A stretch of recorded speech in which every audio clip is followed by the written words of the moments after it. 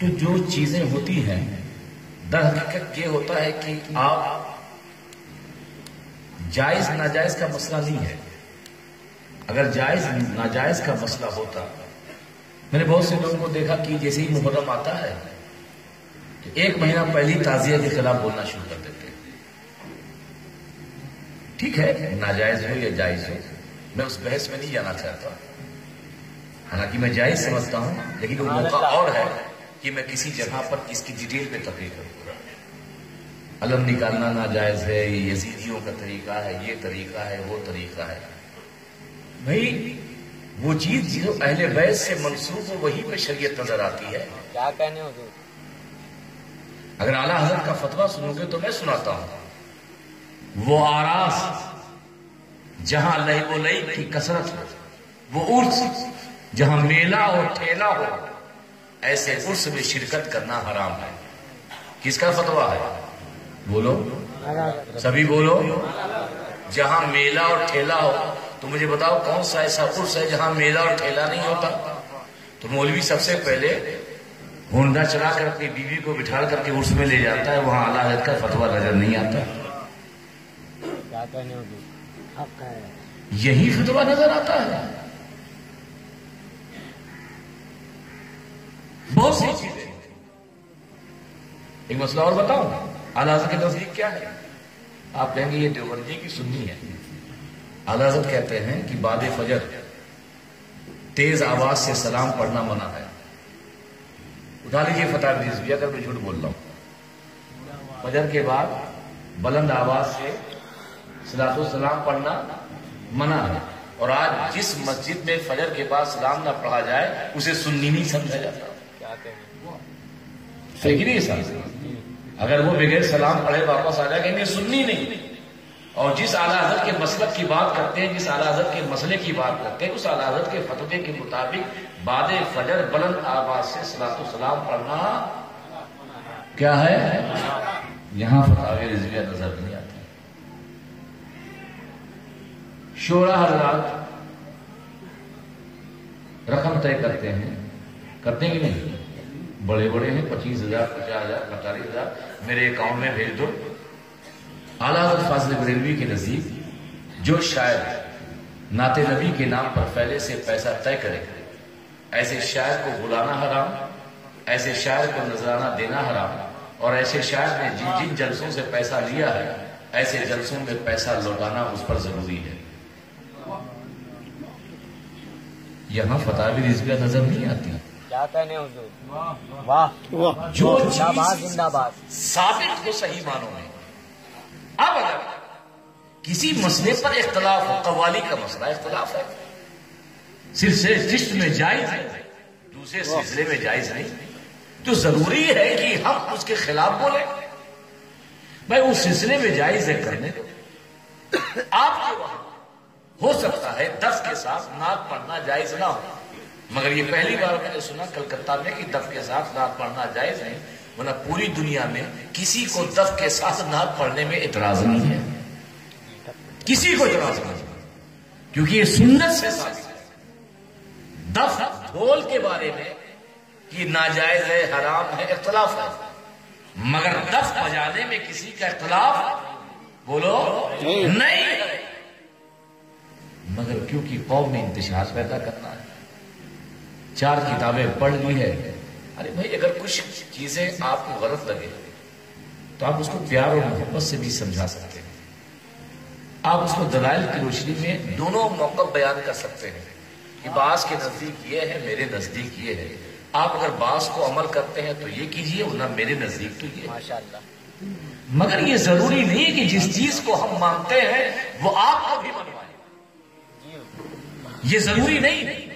سلسلے چشت میں قوالی جائز ہے، مگر سلسلے نقشبندی کے لوگ ناجائز سمجھتے ہیں. مگر ہمارا حق نہیں ہے کہ ہم ان کے پاس جائیں، مضامین لے کے ڈھولک لے کے قوالی شروع کرتے کہ یہ آپ بھی سنو. یہ حق نہیں ہے. اسلام نے بہت واضح کر دیا ہے کہ اگر کسی مسئلے پہ اختلاف ہو علماء تو جس کی قربت جس سے ہے اور وہ جس کا فالوور ہے وہ اس پر اطمینان رکھتے ہوئے ہی عمل کرے. کسی کے نزدیک بائک سے نماز جائز ہے، کسی کے نزدیک ناجائز ہے۔ جو جس کا فالوور ہے وہ اس پہ عمل کرے، اس کے لیے لڑائی کرنے کی کیا ضرورت ہے؟ ویسے ہی اتنے لڑ لڑ کر کے مسلمان کمزور ہو گیا ہے، اب تو اس کے اندر کسی سے لڑنے کی طاقت ہی نہیں ہے۔ پہلے لوگ تو مسلمان نکلتے تھے ڈرتے تھے، جیسے سکھ نکلتے تھے ایک دور میں، مسلمان کیا بلکہ ہر قوم ڈرتی تھی، ایسی ایک دور تھا کہ مسلمان نکلتے تھے تو لوگ ڈرتے تھے۔ اور آج یہ ہے کہ اکیلے سنسان راستے میں مسلمان جانے کے لیے تیار نہیں ہوتا۔ ہماری یہ حالات ہوتی ہے۔ تو ایسے حالات اور ایسے موقع پر ہمیں فتنوں کی بولی نہیں بولنی چاہیے، ہمیں وہ بولی اختیار کرنی چاہیے جو محبت کی ہو، جو امن کی ہو، جو انتشار کی نہ ہو، بلکہ مسلمانوں میں اتحاد پیدا کرنے کی دعوت دے۔ سبحان اللہ۔ یہ اشرفی، یہ رضوی، یہ برکاتی، یہ قادری، یہ نوری، یہ اختلاف لے کے کہاں جاؤ گے؟ صحیح طریقے سے سنی تو بن جاؤ۔ کیا کہنے ہو؟ ارے تمہاری سنیت ہے تب یہ قادریت ہے، یہ چشتیت ہے، یہ نقشبندیت ہے، یہ اشرفیت ہے، یہ وارثیت ہے، یہ رضویت ہے، یہ نوریت ہے۔ پہلے سنیت کو بچاؤ، اپنے سلسلے کو بچانے کی کوشش مت کرو۔ آج مشکل یہ ہے کہ ہم سلسلے کو بچا رہے ہیں اور سنیت کی طرف ہماری کوئی توجہ نہیں۔ سنیت کو بچاؤ، اور سنیت کیسے بچے گی؟ آپس میں اتحاد کرو، نفرتوں کو ختم کرو، اور وہی بولی اپناؤ جو میرے غریب نواز نے کہی تھی۔ اور غریب نواز نے کیا کہا؟ آج ضرورت ہے، آج ضرورت ہے غریب نواز کی اس بولی پر عمل کرنے کی۔ غریب نواز نے فرمایا تھا محبت سب کے لیے، بولو محبت سب کے لیے، نفرت کسی کے لیے۔ سبحان اللہ، سبحان اللہ۔ اگر اسی پر مسلمان عمل کر لے، قسم خدا کی اس کو کسی سے ڈرنے کی ضرورت نہیں ہے، کیونکہ ہمارے اندر بھی کہیں نہ کہیں نفرت پیدا ہو گئی ہے، محبت ختم ہو گئی ہے۔ اگر ہم بھی محبت لٹاتے رہے تو غیر بھی ہماری محبتوں کو دیکھ کر جواب محبت سے دے گا۔ یہ اختلاف کی ضرورت نہیں ہے، ایک دوسرے کا کالر پکڑنے کی ضرورت نہیں ہے۔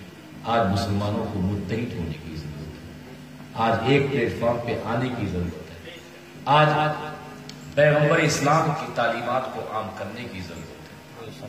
آج فتووں کو زیادہ لوگوں پر ڈالنے کی ضرورت نہیں ہے، یہ دور فتووں کا ہے، اور آپ کو فتووں کا کوئی اثر ہی نہیں ہوتا۔ آج سے 20 سال پہلے کسی امام کے اوپر اگر فتویٰ لگ جاتا تھا، وہ امام بھی ڈرتا تھا اور مقتدی بھی چڑھ جاتا تھا، امام صاحب آپ پر فتویٰ لگا ہے، آپ مسجد چھوڑیے۔ اور آج اگر آپ ایک فتویٰ کہیں سے لے آئیے، وہ 4 فتوے کہیں اور سے لے آتا ہے۔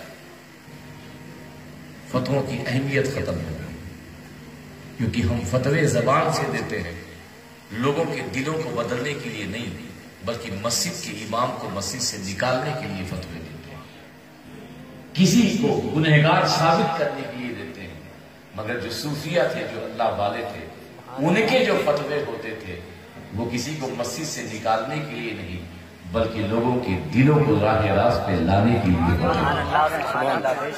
اگر اجازت ہو تو ایک واقعہ سنا، اجازت ہے؟ پوری حضور حضرت شیخ شرف الدین یحییٰ بلیلی بہار شریف کے، یہ رمضان کا مہینہ تھا، جا رہے تھے، ظہر کا وقت تھا، ایک مسجد میں نماز پڑھی۔ جب نماز پڑھ کے باہر نکلے تو ایک مرید آیا، کہا حضور آپ کو پتا نہیں ہے؟ کہا کیا؟ جس امام کے پیچھے نماز پڑھی ہے بہت بڑا شرابی ہے، بہت بڑا شرابی۔ تو حضرت مخدوم بہاری نے کہا یہ ہو سکتا ہے شراب رات میں پیتا ہو، دن میں نہ پیتا۔ کہا حضور یہ رات میں بھی پیتا ہے، دن میں بھی پیتا ہے، بس ٹن رہتا ہے ہمیشہ۔ کہا یہ رمضان کا مہینہ ہے، غیر رمضان میں پیتا ہو، رمضان میں نہ پیتا ہو۔ کیا ہو؟ سبحان اللہ۔ مرید کو یہ جواب دے کے آگے بڑھے، دوسرے علاقے میں چلے گئے، امام کو خبر لگی کہ ایسا سب ہوا ہے، دوڑا ہوا گیا، غور کیجیے۔ اور جانے کے بعد کہا حضور آج ظہر کی نماز جس کے پیچھے پڑی تھی وہ امام میں، کہا اچھا اچھا. کہا حضور آپ کو تو شکایت آئی ہوگی کہ میں شراب پیتا ہوں. کہا ہاں ہاں. کہا حضور میں نے دنیا میں بہت سے لوگوں کو دیکھا, ہر ایک نے مجھے دنیا کے بازار میں ننگا کر دیا تھا, میرے عیبوں کو عام کر دیا تھا. یقیناً میں برا تھا, مگر دنیا کے بازار میں مجھے میری برائیوں کو اور دکھا دیا. مگر میں نے واحد شخص آپ کو دیکھا ہے کہ جس نے میرے عیبوں کو عام نہیں کیا بلکہ میرے عیبوں کے اوپر پردہ ڈالا. کہا حضور بس اپنے ہاتھ کو دیجیے, اللہ کو گواہ بناتا ہوں اور توبہ کرتا ہوں, کبھی اب اس آدمی کا ہاتھ شراب کی بوتل کی طرف نہیں جائے گا. سبحان اللہ. مفتیوں کے فتوے تو کسی کو مسجد کے نکالنے کے لیے ہوتے ہیں, مگر جب کوئی صوفی فتوا دیتا ہے, کوئی ولی فتوا دیتا ہے تو مسجد سے نکالنے کے لیے نہیں بلکہ اس کو صحیح طریقے سے راہ راست پہ لانے کے لیے. آج ضرورت ہے ہم لوگوں کے عیبوں کو چھپائیں. ہم کون ہوتے ہیں کہ لوگوں کے عیب کو عام کریں؟ وہ رب ہے, اتنے گنہگار ہونے کے باوجود بھی روزی دے رہا ہے, سب کچھ دے رہا ہے, تو ہمیں بھی حالات اور وقت کے لحاظ وقت کو منوز خاطر رکھتے ہوئے وہی رویہ اختیار کرنا چاہیے جو ولیوں کا تھا, جو صوفیوں کا تھا, جو بزرگوں کا تھا. آج کہیں نہ کہیں ہم نے یہ طریقہ چھوڑا ہے اور امت میں انتشار آیا ہے, لوگ ایک دوسرے کے خلاف ہوئے. اللہ کی بارگاہ میں دعا ہے کہ مولا اپنے حبیب صلی اللہ علیہ وسلم کے ہوئے ہمیں صحیح طریقے سے دین متین کی خدمات